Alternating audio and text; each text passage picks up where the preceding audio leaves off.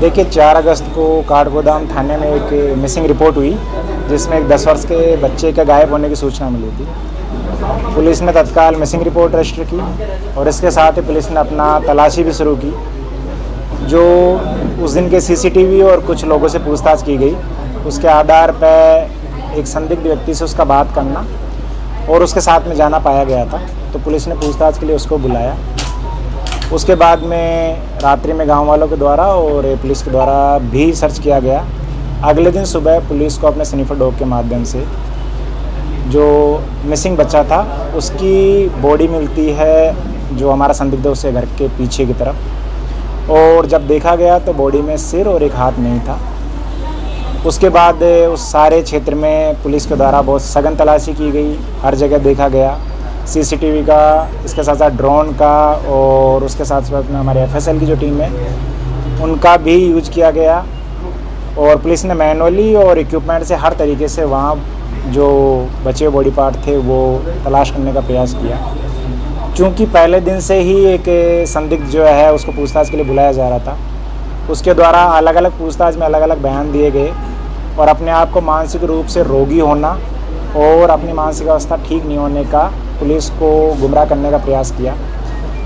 इस चीज़ की सत्यता के लिए हमने मनोचिकित्सक जो विशेषज्ञ हैं उनकी मदद ली और उनके द्वारा बताया गया है कि ये पुलिस को गुमराह करने का प्रयास कर रहा है और ये जो है जानबूझ के इस तरीके के सिम्टम्स और इस तरीके के बयान दे रहा है ताकि पुलिस इस सारे घटनाक्रम को किसी और की संलिप्तता तथा किसी तांत्रिक क्रिया में ये घटना होने के संदर्भ में संकेत दे। जब पुलिस ने इसमें पूछताछ की तो बाद में अभियुक्त ने ये जुर्म करना स्वीकार किया।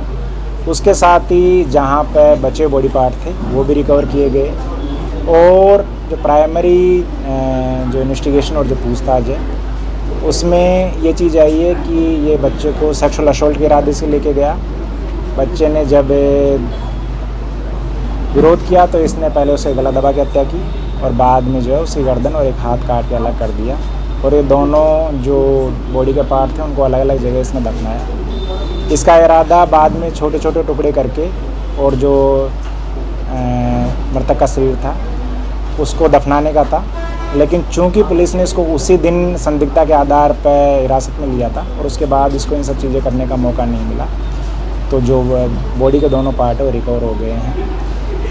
इस कार्य के लिए जो हमारी टीमें थी, चाहे वो हल्द्वानी थाने की टीम हो, काठगोदाम की टीम हो, एसओजी की टीम हो, इसके अलावा हमारे एसपी क्राइम दोनों तीनों सीओ, पूरे ज़िले की पुलिस के साथ साथ में जो एफएसएल है उन्होंने, और जो सुशीला तिवारी के मनोचिकित्सक विशेषज्ञ हैं उन्होंने भी इस मामले में हमारी मदद की। तो सब लोगों ने मिलकर इस हत्या का अनावरण किया है।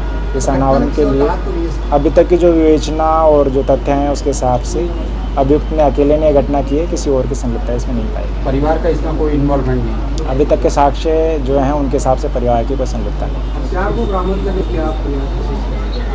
देखिए हत्या के बाद में इसने जो हथियार फेंका है उसके संदर्भ में भी इसने बहुत चीज़ें बताई, लेकिन उसको एग्जैक्ट वो हथियार कहाँ फेंका है ये पता नहीं है। उसकी तलाशी भी की जा रही है। इसके लिए पुलिस उसको जो है रिमांड पर ली गई, रिमांड पर लेके जो बरामदगी है वो भी इससे करवाई।